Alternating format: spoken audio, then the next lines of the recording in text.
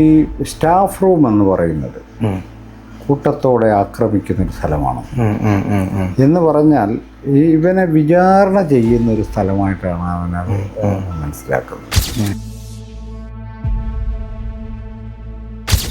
ഇതുപോലെ കുറ്റവാളിവൽക്കരിക്കുന്ന നിരന്തരമായൊരു പ്രോസസ്സ്. ക്ലാസ്സിലൊക്കെ ഇവൻ്റെ പരീക്ഷാ പേപ്പർ ഉറക്കെ വായിച്ച് അത് തെറ്റാണെന്ന് പറഞ്ഞിട്ട് അവനെ പരിഹസിക്കുന്ന വിധം, ഇതൊക്കെ എവിടെ നടക്കുന്ന കാര്യമാണെന്ന് എനിക്കറിയത്തില്ല. പെൺകുട്ടികളെ തല്ലാനായിട്ട് ആൺകുട്ടികളെ നിയോഗിക്കുന്ന ആളായി ശേഷം ഈ റാമ് ഒരു ആൺകുട്ടികൾ തല്ലുമ്പോൾ അങ്ങനെ തല്ലിയാൽ പോരാ, കുറച്ചുകൂടി വേദനിക്കുന്ന വിധം തല്ലാൻ പറയും. ഇതുപോലെ പ്രാകൃതനായൊരു മനുഷ്യനാണ്. ഇവൻ നേടിയ 3 മാർക്ക് വെട്ടിക്കുറച്ച് വീട്ടിൽ ചെന്ന് കാണിച്ചേക്കും, അവർക്കൊരു സർപ്രൈസ് ആയിക്കോട്ടെ എന്ന് പറഞ്ഞ ആളായാണ്. ഇതുപോലെയൊക്കെ ഒരു കുട്ടിക്ക് എങ്ങനെ പഠിക്കാൻ പറ്റും? അതൊരു ഇൻസ്റ്റിറ്റ്യൂഷൻ എങ്ങനെ പഠിക്കാൻ പറ്റും? പ്രിൻസിപ്പളിന്റെ റൂമിൽ നിന്ന് ഇറങ്ങി പോകുന്നതാണ് അവസാനം കണ്ടത്. പ്രിൻസിപ്പളിനെയും ഒരു അധ്യാപക സംഘത്തെയാണ്.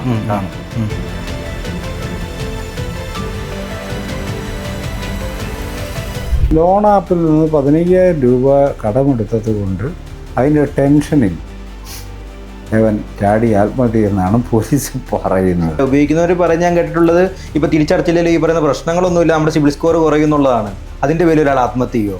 ഇത് പറയുന്നവന്റെ കാരണക്കുറ്റിക്കിട്ടാണ് കൊടുക്കേണ്ടത്. ഞാൻ പറഞ്ഞത് അന്വേഷണം ശരിയായി നടന്നാൽ മാനേജ്മെന്റിലേക്കാണ് അന്വേഷണം എത്താൻ പോകുന്നത്. മാനേജ്മെന്റിലേക്ക് എത്തിയാൽ അതിൻ്റെ പിന്നിൽ പ്രവർത്തിക്കുന്ന വലിയ ശക്തികൾ പിടിക്കപ്പെടാൻ സാധ്യതയുണ്ട്. അപ്പോൾ അന്വേഷണം അങ്ങോട്ട് നീണ്ടാൽ പലരും സമാനം പറയേണ്ടി വരും. ഭൂമി കയ്യേറിയതിനടക്കം സമാനം പറയേണ്ടി വരും. 300 ഏക്കറാണ് കയ്യേറിയത്. പോലീസ് സമാഹരിച്ചു എന്ന് പറയുന്ന CCTV ദൃശ്യങ്ങളടക്കം റാം കോർട്ടിൽ പ്രൊഡ്യൂസ് ചെയ്യുന്നുണ്ട്. പോലീസിനെ ഇക്കാലത്ത് വിശ്വസിക്കാൻ പറ്റില്ല. അപ്പോൾ നമ്മൾ പറഞ്ഞ ജുഡീഷ്യറിയുടെ മേൽനോട്ടത്തിൽ ഒരു അന്വേഷണം നടക്കണം എന്നുള്ളതാണ് പറയുന്ന കാര്യം. നമ്മൾ ഈ അട്ടപ്പാടിയിൽ നിന്നുള്ള വാർത്തകൾ ശ്രദ്ധിച്ചിട്ടുണ്ടോ? പത്രവാർത്തകൾ. അതൊരിക്കലും അവിടുത്തെ ഏതെങ്കിലും ഒരു ആദിവാസിയുടെ വിജയത്തെക്കുറിച്ചല്ല. ഇവരുടെ താല്പര്യവും എല്ലാം കൂടി കൂടിക്കുഴയുമ്പോൾ ആദിവാസി, ഞാൻ നേരത്തെ പറഞ്ഞ പോലെ, ജനിച്ചപ്പോൾ മുതൽ പണിയെടുക്കാൻ തുടങ്ങിയാൽ മരിക്കുന്നവരെ പണിയെടുക്കുക, അവൻ്റെ ജീവിതത്തിൽ അടിസ്ഥാനപരമായ മാറ്റങ്ങൾ സംഭവിക്കാതിരിക്കുക എന്നുള്ള ഗതികേട് അവനുണ്ട്. അട്ടപ്പാടിയിൽ നിന്നും രാജസ്ഥാനിൽ IITയിൽ പഠിക്കുന്നൊരു വിദ്യാർത്ഥിയുണ്ടെന്ന് മലയാളികൾക്ക് എത്ര പേർക്ക് അറിയാം? മറിച്ച് ഇവരുടെ ദുരിതം, കണ്ണുനീര് ഇതൊക്കെ കാണിച്ച് വേറൊരു സെൻസേഷൻ ഉണ്ടാക്കിയെടുക്കുകയും അപ്പോൾ ഗവൺമെൻറ് നിർബന്ധിക്കപ്പെടും പണം അനുവദിക്കാൻ. ആ പണം തട്ടിയെടുക്കുന്ന മാഫിയയുമാണ്.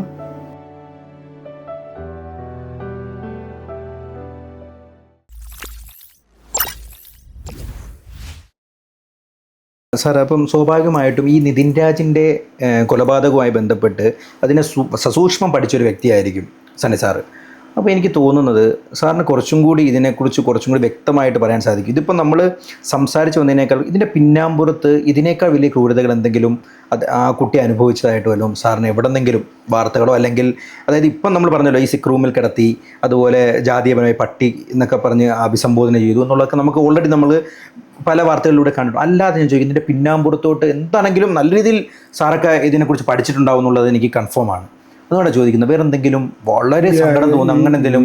ഈ നിതിൻ രാജ് വീട്ടിലേക്ക് അയച്ച മെസ്സേജുകൾ, സുഹൃത്തുക്കൾക്ക് അയച്ച മെസ്സേജുകളിൽ അദ്ദേഹം പറയുന്നൊരു കാര്യം, ഈ സ്റ്റാഫ് റൂം എന്ന് പറയുന്നത് കൂട്ടത്തോടെ ആക്രമിക്കുന്നൊരു സ്ഥലമാണ് എന്ന് പറഞ്ഞാൽ ഇവനെ വിചാരണ ചെയ്യുന്നൊരു സ്ഥലമായിട്ടാണ് അവനത് മനസ്സിലാക്കുന്നത്.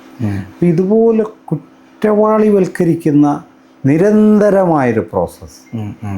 ക്ലാസ്സിലൊക്കെ ഇവൻ്റെ പരീക്ഷാ പേപ്പർ ഉറക്കെ വായിച്ച് അത് തെറ്റാണെന്ന് പറഞ്ഞിട്ട് അവനെ പരിഹസിക്കുന്ന വിധം, ഇതൊക്കെ എവിടെ നടക്കുന്ന കാര്യമാണെന്ന് എനിക്കറിയത്തില്ല.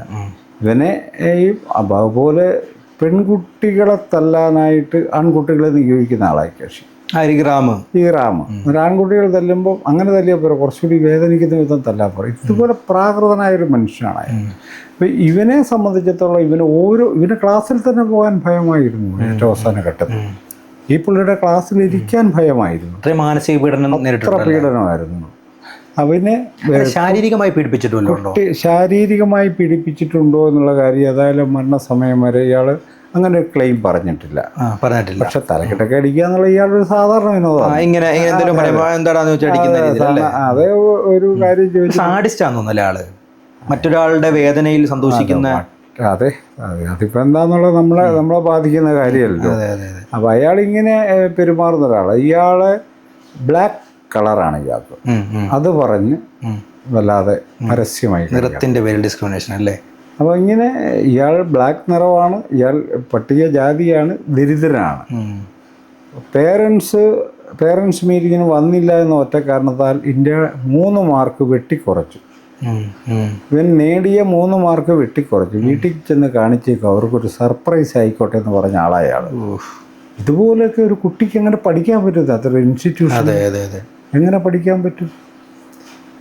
അപ്പോൾ ആ നിലക്ക് ഇവനെ ഒന്നില്ലെങ്കിൽ ഞങ്ങൾ മാനസികമായി തകർക്കും, അല്ലെങ്കിൽ അവനെ അവിടെ നിന്ന് പുറത്താക്കുമെന്ന് ഈ അവസാനം ഇവനെ വിളിക്കുന്നതിന് മുമ്പ് ഇയാൾ പറഞ്ഞത് കേട്ടതായി ഒരു വിദ്യാർത്ഥി പറഞ്ഞിട്ടുണ്ട്. ഒന്നില്ലെങ്കിൽ ഇവനെ മെൻ്റലി ഡിസ്ട്രക്ട് ഓർ സസ്പെൻഷൻ, അങ്ങനെ തീരുമാനം എടുത്ത് വിളിച്ചു വരുത്തി ഭീഷണിപ്പെടുത്തുന്നൊരു സ്ഥലമാണത്. അപ്പോൾ ഇത് അന്വേഷിക്കണം, പോലീസല്ലേ അന്വേഷിക്കേണ്ടത്, ഇത് അന്വേഷിക്കണ്ടേ? അതെ ഇത്രയും പ്രധാനപ്പെട്ട ഒരു വിഷയമല്ലേ. നമ്മളൊരു കൊലപാതകം നടന്നാൽ പോലീസിൻ്റെ അന്വേഷണം ആരംഭിക്കുന്നത് എവിടെ നിന്നാണെന്നറിയാവോ?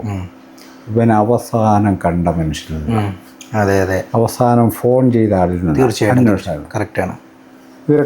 ഇതിലെന്താണ് ആരാണ് അവസാനമായി കണ്ടത് അല്ലെങ്കിൽ ഫോൺ വിളിച്ചത്? പ്രിൻസിപ്പളുടെ റൂമിൽ നിന്ന് ഇറങ്ങി പോകുന്നതാണ് അവസാനം കണ്ടത്. അവസാനം കണ്ടിരിക്കുന്ന പ്രിൻസിപ്പളിനെയും ഒരു അധ്യാപക സംഘത്തെയാണ് കാണുന്നത്. അതാണ് വീഡിയോ പുറത്തു വരുന്നുണ്ട്. ഇവനപ്പഴും ഇങ്ങനെ കൈയും കെട്ടി സംഭവം. ഇവരെന്താ കസ്റ്റഡിയിലെടുത്ത് ക്വസ്റ്റ്യൻ ചെയ്തോ? ചോദിക്കണ്ടേ? ഇതൊന്നും നടക്കുന്നില്ല. സത്യം പറഞ്ഞാൽ അന്വേഷണം അട്ടിമറിക്കപ്പെടുകയാണ്. അന്വേഷണം തന്നെ നടക്കുന്നില്ലെന്നേ. ഇവരെ രക്ഷിക്കാൻ വേണ്ടിയുള്ള എവിഡൻസ് ശേഖരണമാണ്, അതിൻ്റെ കഥ നിർമ്മാണമാണ് പോലീസ് പുകമറ സൃഷ്ടിക്കുക എന്ന് പറയുന്ന ഒരു അവസ്ഥയാണ്. അപ്പം ലോൺ ആപ്പിൽ നിന്ന് 15,000 രൂപ കടമെടുത്തത് കൊണ്ട് അതിൻ്റെ ടെൻഷനിൽ അവൻ ചാടി ആത്മഹത്യ എന്നാണ് പോലീസ് പറയുന്നത്. ലോൺ ആപ്പ് ഉപയോഗിക്കുന്നവരായിരുന്നു, ഞാൻ ഇതുവരെ ഉപയോഗിച്ചിട്ടില്ല. ഉപയോഗിക്കുന്നവർ പറഞ്ഞ് ഞാൻ കേട്ടിട്ടുള്ളത് ഇപ്പോൾ തിരിച്ചടച്ചില്ലെങ്കിൽ ഈ പറയുന്ന പ്രശ്നങ്ങളൊന്നുമില്ല, നമ്മുടെ സിബിൽ സ്കോർ കുറയുന്നുള്ളതാണ്, അതിൻ്റെ പേരിൽ ഒരാൾ ആത്മഹത്യ ചെയ്യുമോ? ഇത് പറയുന്നവൻ്റെ കാരണക്കുറ്റിക്കിട്ടാണ് കൊടുക്കേണ്ടത്. ഞാൻ പറഞ്ഞത് ഞാൻ പറഞ്ഞ അങ്ങനെയൊക്കെയുള്ള കഥകൾ, വ്യാജ്യമായ കഥകൾ. അവിടുന്ന് 3 പേരെ പിടിച്ചുകൊണ്ട് വന്നത് അവർ ലോൺ ആപ്പുമായിട്ട് ബന്ധമുള്ളവരാണോ എന്ന് പോലും നമുക്കറിയില്ല. 3 പേർ റിമാൻഡ് ചെയ്തിട്ടുണ്ട് ഇവിടെ. അപ്പോൾ ഇതൊരു സ്റ്റോറി അവരങ്ങനെ നിർമ്മിച്ചു. അതിപ്പം കേരളം മുഴുവൻ ചർച്ച ചെയ്യുന്നു. അതിനാവശ്യമായ ഇതിനകത്തുള്ള ഒരു ഈ പോലീസ് അട്ടിമറിക്കുന്നു എന്ന് പറയുന്നത് എന്തിനു വേണ്ടി അട്ടിമറിക്കുന്നു? അതൊരു പ്രധാനപ്പെട്ട ഒരു ക്വസ്റ്റ്യൻ അല്ലേ. അതായത് അന്വേഷണം ശരിയായി നടന്നാൽ, അതിനൊറ്റ ഉത്തരവേ ഉള്ളൂ, അന്വേഷണം ശരിയായി നടന്നാൽ മാനേജ്മെൻറ്റിലേക്കാണ് അന്വേഷണം എത്താൻ പോകുന്നത്. മാനേജ്മെൻറ്റിലേക്ക് എത്തിയാൽ അതിൻ്റെ പിന്നിൽ പ്രവർത്തിക്കുന്ന വലിയ ശക്തികൾ പിടിക്കപ്പെടാൻ സാധ്യതയുണ്ട്. അത് കേരളത്തിലെ ബിഗ് പൊളിറ്റീഷ്യന്മാരാണെന്നുള്ളതാണ് എൻ്റെ അതൊരു എനിക്ക് യാതൊരു സംശയമില്ല. വലിയൊരു കേരളം ഞെട്ടുന്ന ഒരു സംഭവമായിരിക്കും. അതുകൊണ്ട് ഒരു കാരണവശാലും അങ്ങോട്ട് അത് വരാതെ ഇവിടം കൊണ്ട് തൂത്തുമായിച്ച് കളയാം. അതായത് ആ മാനേജ്മെന്റിന്റെ പിന്നിൽ ഇന്നത്തെ എനിക്ക് തോന്നുന്ന എല്ലാ രാഷ്ട്രീയ പാർട്ടികളിലെയും അതോ പ്രധാനപ്പെട്ട അതിപ്പോൾ ആരൊക്കെയാണ്? എന്തായാലും രാഷ്ട്രീയ പാർട്ടികളുടെ പിന്തുണ ഇല്ല. പ്രമുഖരായിട്ടുള്ള ആൾക്കാർ അതിന്റെ പിന്നിലുണ്ട്. അതായത് അധികാര സ്ഥിരാകേന്ദ്രത്തിൽ ഇരിക്കുന്ന വ്യക്തികൾ തന്നെ. അതെ, എനിക്ക് വേറെ ചില കാര്യങ്ങൾ വ്യക്തമായും അറിയാം. അതിന്റെ പേരുകൾ പറയണ്ട, വ്യക്തമായ എന്റെ കൈവശം ഇല്ലാത്തത് കൊണ്ട് ഞാൻ തൽക്കാലം അല്ല എങ്കിൽ പോലും എന്താണ് സാർ അറിഞ്ഞ കാര്യങ്ങൾ പറയാമല്ലോ. അതിന്റെ നമുക്ക് അഭ്യൂഹങ്ങളാകാം, ചിലപ്പോൾ വസ്തുതകളാവാം. സാർ എന്താണ് അറിഞ്ഞത്? ഞാൻ പറയുന്നത് ഈ കോളേജിൻ്റെ നടത്തിപ്പിലെ ആദ്യത്തെ ട്രസ്റ്റ് കേരളത്തിലെ പ്രമുഖമായ ഒരു രാഷ്ട്രീയ പാർട്ടിയുടെ നേതാക്കളായിരുന്ന ട്രസ്റ്റ് നടത്തിക്കൊണ്ടിരുന്നു. കൈമാറ്റം ചെയ്തതാണ്. ഈ പുള്ളി തുടങ്ങിയതല്ല, ഇപ്പോഴത്തെ മാനേജ്മെന്റ് തുടങ്ങിയ ഇൻസ്റ്റിറ്റ്യൂഷൻ അല്ല. ഇതുവരെ വെളിച്ചത്ത് വന്നിട്ടുണ്ട്. അപ്പം അന്വേഷണം അങ്ങോട്ട് നീണ്ടാൽ പലരും സമാനം പറയേണ്ടി വരും. ഇതാണ് അതിൻ്റെ ഒരു പ്രശ്നം. ഭൂമി കയ്യേറിയതിനടക്കം സമാനം പറയേണ്ടി വരും. 300 ഏക്കറാണ് കയ്യേറിയത്. അപ്പോൾ ഇതൊക്കെ പിന്നെ വേറൊരു പ്രധാനപ്പെട്ട ഒരു കാര്യം, ഈ പോലീസ് ശേഖരിച്ച പല സംഗതികളും, പല എവിഡൻസും റാം കൊടുത്ത ഈ പറയുന്ന ജാമ്യാപേക്ഷയും അദ്ദേഹത്തിൻ്റെ സ്വന്തം എവിഡൻസായിട്ട് അദ്ദേഹം പ്രൊഡ്യൂസ് ചെയ്യുന്നു. എങ്ങനെ കൈമാറുന്നു, ഇതെങ്ങനെ അയാളുടെ കയ്യിൽ വരുന്നത്? ക്ലിയർ ആയില്ല, ഒന്നുകൂടി സാറൊന്ന് വിശദീകരിക്കണം. പോലീസ് സമാഹരിച്ചു എന്ന് പറയുന്ന CCTV ദൃശ്യങ്ങളടക്കം റാം കോർട്ടിൽ പ്രൊഡ്യൂസ് ചെയ്യുന്നുണ്ട്. ഇതെങ്ങനെയാണ് റാമിൻ്റെ കയ്യിൽ വന്നത്? മാനേജ്മെൻറ്റ് കൊടുക്കുന്നതായിരിക്കും, സ്വാഭാവികമായിട്ടും സംഭവിക്കുന്ന കാര്യമാണത്. മനസ്സിലായില്ലേ? അപ്പം ഇങ്ങനെ ഇവരെല്ലാവരും കൂടി ഒത്തുകളിച്ച് ഈ പാവപ്പെട്ട ഒരു മനുഷ്യൻ്റെ ഒരു കുഞ്ഞ് അവിടെ മരിച്ചിട്ട് ഇവന്മാരെല്ലാം ആ അമ്മയുടെ കരച്ചിൽ കണ്ട സഹിക്കല്ലോ. ഏതൊരു സാധാരണക്കാരൻ്റെയും ഹൃദയം വിങ്ങുന്ന രീതിയിലാണ് അമ്മ മോനെ മോനെ മോനെ എന്ന് വിളിച്ച് കരഞ്ഞത്. ആർക്ക് സഹിക്കാൻ എന്ന് പറഞ്ഞാൽ ആര് മറുപടി പറയും അതിന്? അല്ല, അതൊന്നും ഇവർക്ക് ഇവര് ഡോക്ടറാകാൻ പോയ ഒരു കുഞ്ഞാണ് നിശ്ചലനായി തിരിച്ചു വരുന്നത്. അതെ, അതിൻ്റെ സങ്കടത്തിലിരിക്കുന്ന ആ വീട്ടിലേക്ക് ഒരു ശകലം പൈസ കൊണ്ട് കൊടുക്കുക, നിങ്ങൾക്ക് വീട് വെച്ച് തരാമെന്ന് പറയാം. ഇങ്ങനെ അവരെ പിന്നെയും അവർ ദരിദ്രരായതുകൊണ്ട് അവർക്കത് മേടിക്കേണ്ടി വരുമായിരുന്നു. പക്ഷേ ഉത്തരവാദിത്തപ്പെട്ടവർ ചെയ്യരുതത്. ആദ്യം നീതിയാണ് കൊടുക്കുന്നത്, പിന്നീട് വീടോ എന്തുവേണം വെച്ചു സന്തോഷമാവട്ടെ. അതെ അതെ. അപ്പോൾ അതുകൊണ്ട് ഈ അട്ടിമറി ഗൂഢാലോചനയാണ്. റാമിന് ജാമ്യം കിട്ടുക എന്നുള്ളത് അവരുടെ റാമിന് ഈ കാര്യങ്ങളൊക്കെ നന്നായിട്ട് അറിയാവുന്ന ആളാണ്. അയാളെങ്ങാനും വസ്തുതകൾ പുറത്ത് വിടാൻ കഴിഞ്ഞാൽ പ്രശ്നമാവുന്നത്. മനസ്സിലായി? പറഞ്ഞവരിലേക്ക് എത്തും. അപ്പം അങ്ങനെ പല തരത്തിൽ സംശയിക്കാവുന്ന എല്ലാ സാഹചര്യങ്ങളും ഇതിനകത്തുണ്ട്. നാളെ അദ്ദേഹത്തിൻ്റെ കേസ് എടുക്കുകയാണ്. എന്താണ് സംഭവിക്കാൻ പോകുന്നത് നമുക്കറിയത്തില്ല. അതുകൊണ്ട് ഞാൻ പറയുന്നത് പോലീസിനെ ഇക്കാര്യത്തിൽ വിശ്വസിക്കാൻ പറ്റില്ല. അപ്പോൾ നമ്മൾ പറഞ്ഞത് ജുഡീഷ്യറിയുടെ മേൽനോട്ടത്തിൽ ഒരു അന്വേഷണം നടക്കണം എന്നുള്ളതാണ് പറയുന്നത് കാര്യം. CBI അന്വേഷണം ആവശ്യപ്പെട്ടിട്ടുണ്ടോ? ഇല്ല. അതുമൊക്കെ ഒത്തിരി തെളിഞ്ഞതാണല്ലോ കേരളത്തിൽ. അത് നമുക്ക് വിശ്വസനീയമായ ഏജൻസിയൊന്നും അല്ല ഇപ്പോൾ തീരെയല്ല.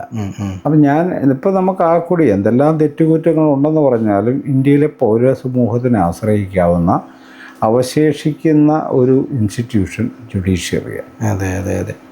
അവിടെയും പ്രശ്നങ്ങളൊക്കെ ഉണ്ടാകും, പക്ഷേ വേറെ ഒരു സ്ഥലത്ത് നമുക്ക് ആശ്രയിക്കാനില്ല. അതെ അതെ അതെ. ബ്യൂറോക്രസിയെയോ ലെജിസ്ലേച്ചറിനോ ഒന്നും നമുക്ക് ആശ്രയിക്കാൻ പറ്റില്ല. അവരെല്ലാം ചെയ്യുന്നത് പറയാൻ പറ്റില്ല. അപ്പോൾ ജുഡീഷ്യറിയുടെ മേൽനോട്ടത്തിൽ ഒരു സമഗ്രമായൊരു അന്വേഷണം. അപ്പം സാർ, അതുപോലെ തന്നെയുള്ള വളരെ പ്രധാനപ്പെട്ട ഒരു ക്വസ്റ്റ്യനാണ് ഈ ജാതി പറയരുത് എന്ന് പറയുന്നൊരു വിഭാഗമുണ്ട്. ജാതി ചോദിക്കരുത്, എന്നാൽ ജാതി സെൻസസ് വേണമെന്ന് പറയുന്നൊരു വിഭാഗമുണ്ട്. അതുപോലെ തന്നെ മതം ഏതായാലും മനുഷ്യൻ നന്നായാലും മതി എന്ന് പറയുന്ന ഗുരുദേവൻ ജീവിച്ച നാടാണ് നമ്മുടേത്.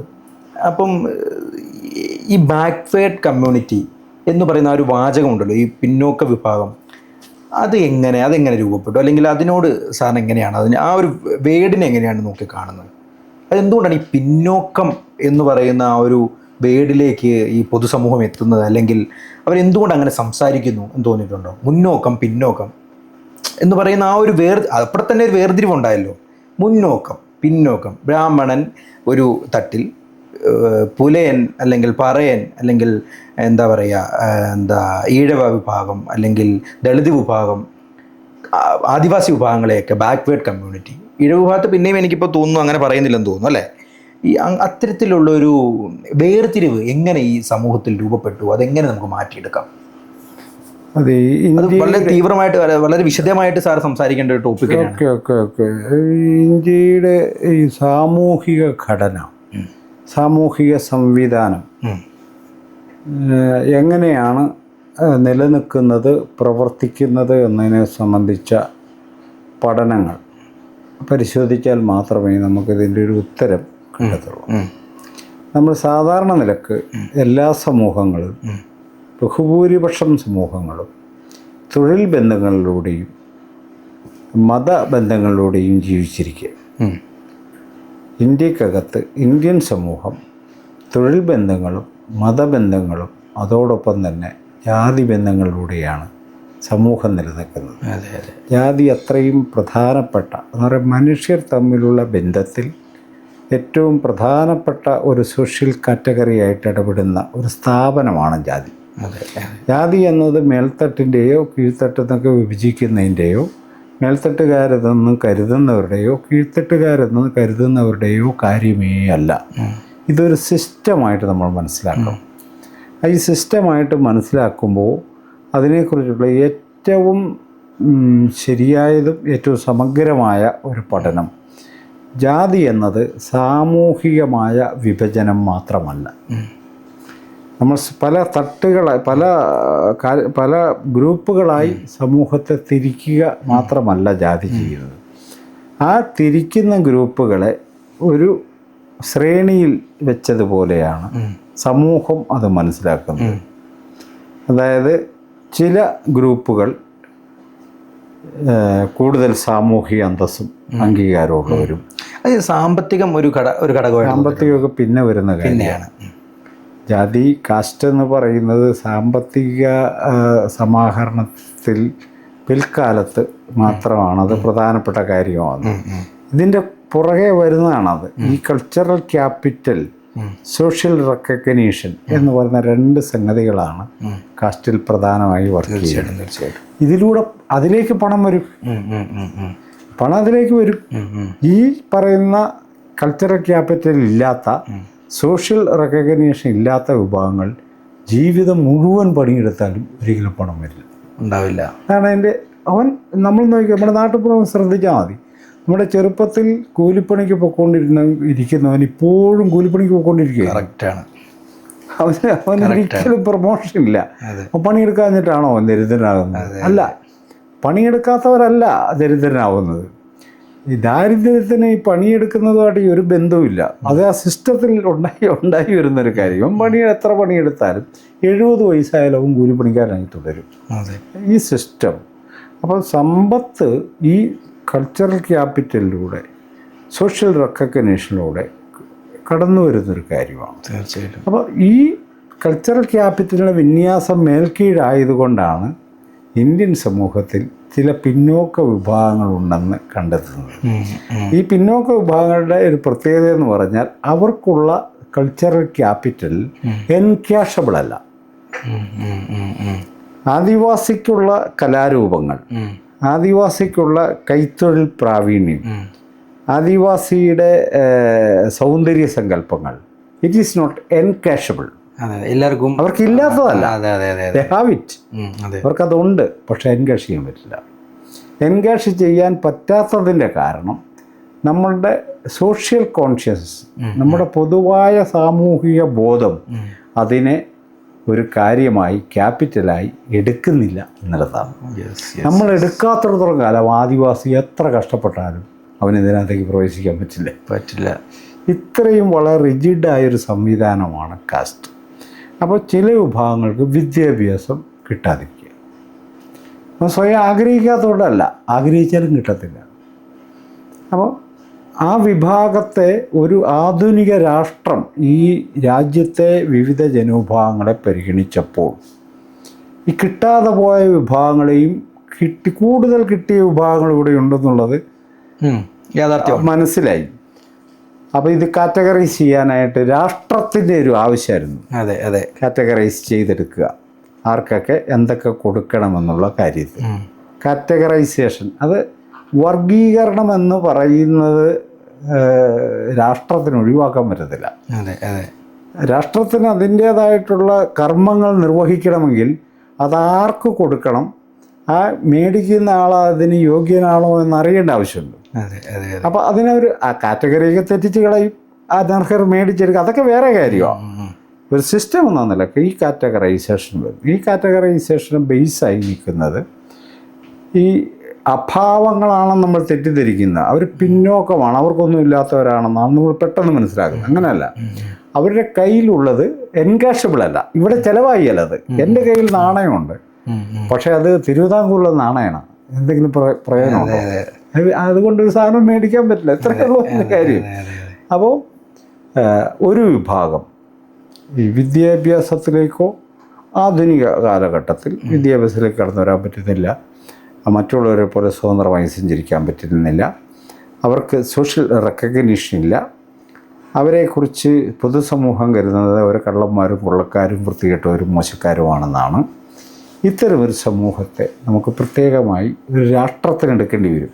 ജനമല്ല എടുക്കണത്, രാഷ്ട്രമാണ് എടുക്കുന്നത്. അപ്പോൾ സോഷ്യലി സാമൂഹികമായി വേർതിരിക്കപ്പെട്ട ഇത്തരം വിഭാഗങ്ങളെ അവർക്ക് പ്രത്യേകമായ അവകാശങ്ങൾ കൊടുക്കാൻ സ്റ്റേറ്റിന് റെസ്പോൺസിബിലിറ്റി. അതിനു വേണ്ടിയാണ് ഈ കാറ്റഗറൈസേഷൻ. ജനറൽ കാറ്റഗറി അല്ല, അതിൽ തന്നെ അപ്പം നമ്മൾ കൂട്ടി വായിക്കേണ്ട വളരെ പ്രധാനപ്പെട്ട ഒരു ക്വസ്റ്റ്യൻ എന്ന് പറയുന്നത് ഈ ആദിവാസി വിഭാഗം അല്ലെങ്കിൽ ദളിത് വിഭാഗങ്ങൾക്കൊക്കെ നമ്മുടെ കേന്ദ്ര ഗവൺമെൻറ് ആണെങ്കിലും സംസ്ഥാന ഗവൺമെൻറ് ആണെങ്കിലും വലിയ ആനുകൂല്യങ്ങൾ, വലിയ സാമ്പത്തിക സഹായങ്ങളൊക്കെ ചെയ്തിട്ടുണ്ട്. പക്ഷേ അത് കൃത്യമായി ഇവരുടെ കയ്യിലെത്തുന്നില്ല. ഏതോ ഒരു വ്യക്തി പറഞ്ഞതായിട്ട് എനിക്ക് ഓർക്കുന്നുണ്ട്. അതായത് ഈ ആദിവാസികൾക്കെല്ലാം കിട്ടേണ്ട പണം കൃത്യമായിട്ട് അവരുടെ കയ്യിൽ തന്നെ എത്തിയിരുന്നെങ്കിൽ ഇന്ന് അവർ കോടീശ്വരമായിട്ട് ജീവിക്കേണ്ട ഒരു വിഭാഗമായിരുന്നു എന്ന് പറഞ്ഞു കേട്ടിട്ടുണ്ട്. അല്ലേ? അതെങ്ങനെയാണ് സാർ നോക്കിക്കാണും സാർ? അതെ, നമ്മൾ അതൊരു സിസ്റ്റത്തെയാണ് നമ്മൾ പരിശോധിക്കേണ്ടത്. അതെ, ഇപ്പം കേരളത്തിൽ ആദിവാസികൾക്ക്, അട്ടപ്പാടിയിലെ ആദിവാസികൾക്ക് വേണ്ടി ചെലവഴിക്കപ്പെട്ട തുക അത് അവർക്ക് വിഹിതം വെച്ച് കൊടുക്കുകയാണ്. തീർച്ചയായും ഒരു കോടീശ്വരമായില്ലെങ്കിൽ ലക്ഷപ്രഭു ആവുമായിരുന്നു, സംശയരഹിതമായി. അപ്പോൾ ഇവർ ഈ സിസ്റ്റം ചെയ്യുന്ന പണി എന്താണെന്ന് ചോദിച്ചു കഴിഞ്ഞാൽ, ആദിവാസികൾക്ക് വേണ്ടി ഒരു പദ്ധതി അങ്ങ് തയ്യാറാക്കും. അവർക്ക് ഇന്ന കാര്യം ചെയ്യുക, എങ്ങനെ മുക്കാം എന്നാണ് ആലോചിക്കുന്നത് ആദ്യം. അതിൻ്റെ അടുത്ത് എങ്ങനെ പണം മുക്കാം എന്നുള്ളതാണ് അതിനേക്കാൾ പ്രധാനം. How to define them. അവരാരാണെന്ന് ഡിഫൈൻ ചെയ്താലേ അവർക്ക് എന്ത് കൊടുക്കണം തീരുമാനിക്കാൻ പറ്റൂ. നിങ്ങൾ ആരാണെന്ന് എനിക്ക് മനസ്സിലായാലേ നിങ്ങളുടെ നീഡ്സ് എനിക്ക് ഡിഫൈൻ ചെയ്യാൻ പറ്റും. തീർച്ചയായിട്ടും. അപ്പോൾ ഈ ആദിവാസികളെ സ്റ്റേറ്റ് ഡിഫൈൻ ചെയ്യുന്നത് പട്ടിണിപ്പാവങ്ങൾ എന്നാണ്. പൗരന്മാരെന്ന നിലക്കല്ല, പട്ടിണിപ്പാവങ്ങളാണ്. പട്ടിണിപ്പാവങ്ങളുടെ ആവശ്യം എന്താണ്? ഭക്ഷണ പദാർത്ഥങ്ങളാണ് അവർക്ക് കൊടുക്കുന്നത്. അവർക്ക് അരി കൊടുക്കുക, സൗജന്യമായി അരി കൊടുക്കുക, സൗജന്യമായി ഭക്ഷണം കൊടുക്കുക, ഡ്രസ്സ് കൊടുക്കുക, ആശുപത്രി പോകാൻ പൈസ കൊടുക്കുക, ഗർഭിണിയായി കഴിഞ്ഞാൽ പ്രസവിക്കാൻ പ്രത്യേകമായ പൈസ കൊടുക്കുക. ഇതെല്ലാം ഉണ്ടാവുന്നത് ഇവർ ഒന്നുമില്ലാത്തവരാണെന്നുള്ളൊരു സങ്കല്പത്തിൽ നിന്നാണ്. യഥാർത്ഥത്തിൽ ഒരു ആധുനിക സ്റ്റേറ്റ് ചെയ്യേണ്ടത്, എനിക്ക് സ്വന്തം കാര്യങ്ങൾ മീറ്റ് ചെയ്യാനായിട്ട് കഴിയുന്നില്ലെങ്കിൽ അത് തേടാനുള്ള ഒരവസരം എനിക്ക് മുന്നിൽ തുറന്നു തരിക എന്നുള്ളതാണ്. സ്റ്റേറ്റ് കൊണ്ടുവന്ന് ജാഗാറാകുമ്പോൾ എനിക്ക് ഭക്ഷണം തരിക എന്നുള്ളതല്ല, ഭക്ഷണം എൻ്റെ വീട്ടിലെത്തിക്കാനുള്ള ഒരു അവസരം എൻ്റെ മുന്നിൽ തുറക്കുക എന്നുള്ളതാണ്. അപ്പോൾ ഈ പട്ടിണിപ്പാവങ്ങളായതുകൊണ്ട് ഇവർക്ക് ഇതൊക്കെ കൊടുത്താൽ മതി. അപ്പം 1000 ആദിവാസികൾക്ക് 10,000 രൂപ വെച്ച് കൊടുക്കാൻ തീരുമാനിക്കുക. അപ്പോൾ അത് സ്വാഭാവിക ഇടനിലക്കാരെടുക്കും. പാവം ആദിവാസികൾ ഇന്നും ആദിവാസികളായിട്ട് ഈ ദുരിതവും പേര് ജീവിക്കും. എത്ര ശിശുമരണ നിരക്ക് ഒരു ഹോസ്പിറ്റൽ സംവിധാനമൊക്കെ എത്ര നല്ല രീതിയിൽ അവർക്കാക്കാം, ചെയ്യുന്നില്ലല്ലോ. 2 കാര്യങ്ങൾ പറയാം. നമ്മൾ ഈ അട്ടപ്പാടിയിൽ നിന്നുള്ള വാർത്തകൾ ശ്രദ്ധിച്ചിട്ടുണ്ടോ? പത്രവാർത്തകൾ. അതൊരിക്കലും അവിടുത്തെ ഏതെങ്കിലും ഒരു ആദിവാസിയുടെ വിജയത്തെക്കുറിച്ചല്ല. അവരുടെ ദുരിതം, അവരുടെ വേദനകൾ, അവരുടെ വ്യാകുലതകൾ എല്ലാവരും ഒരു 3 വർഷം കൂടുമ്പോൾ വരുന്നൊരു വാർത്ത. കറക്റ്റാണത്. കുറെ ശിശുമരണം സംഭവിച്ചിരിക്കുന്നു. എന്താ പറയാ, മരുന്ന് കിട്ടാത്തതിന്റെ പേരിൽ കുട്ടി മരിച്ചു, അല്ലെങ്കിൽ പ്രസവത്തിൽ തന്നെ മരണപ്പെടുന്നു, കൃത്യമായി ചികിത്സ കിട്ടുന്നു. ഇതിനകത്തൊരു സംഭവമുണ്ട്. ഈ പ്രസവിക്കാനായിട്ട് സ്ത്രീയെ മഞ്ചൽ കെട്ടിക്കൊണ്ടുവന്ന ഫോട്ടോ ആവർത്തിച്ച് അട്ടപ്പാടിയിൽ നിന്ന് റിപ്പോർട്ട് ചെയ്യപ്പെടും. ഇതിന് പിന്നിൽ വലിയൊരു കഥയുണ്ട്.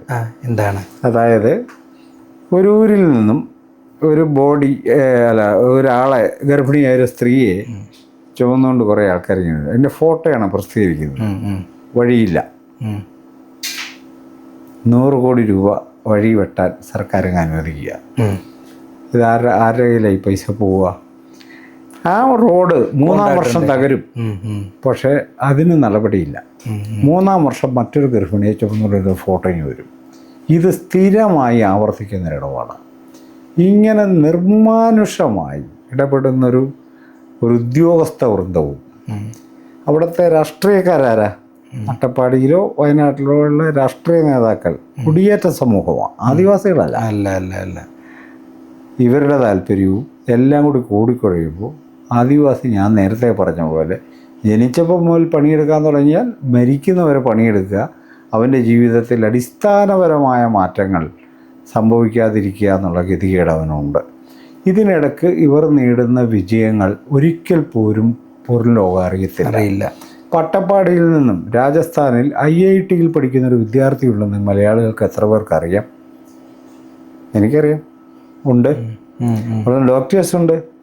കേരളത്തിലെ വാണിജ്യ മേഖലയിലെ പരസ്യ സംഗതിയിൽ സുന്ദരിപ്പട്ട മത്സരത്തിൽ സമ്മാനാർഹമായ ഒരു കുട്ടി അട്ടപ്പാടിയിലെ ആദിവാസി കുട്ടിയാണ്. പേരെന്തായിരുന്നു? അനുപമ എന്നാണ് എനിക്ക് തോന്നുന്നത്. ഞങ്ങൾ ആ കുട്ടിയെ ഒന്ന് ആദരിക്കുകയൊക്കെ ചെയ്തു.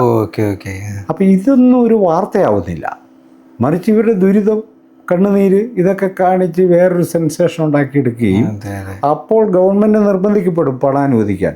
ആ പണം തട്ടിയെടുക്കുന്ന മാഫിയയുമാണ് അതിനൊന്നും ഗുണം ഇവർക്ക് കിട്ടുന്നില്ല അല്ലേ? ഇല്ല, എന്ത് സംശയം. മാത്രമല്ല ഇതിന്റെ ഒരു മെക്കാനിസം തന്നെ തെറ്റാണെന്നേ. അങ്ങേയറ്റത്ത് ഒരു ആദിവാസി ഊരുണ്ടാവും 5 കിലോമീറ്റർ അപ്പുറത്ത്. ഇവിടെ നിന്നുള്ള വഴിപ്പണി ആദിവാസി ഫണ്ട് എടുത്തങ്ങ് പണിയുക. അപ്പോൾ ഇതിൻ്റെ അപ്പുറത്തും ഇപ്പുറത്തും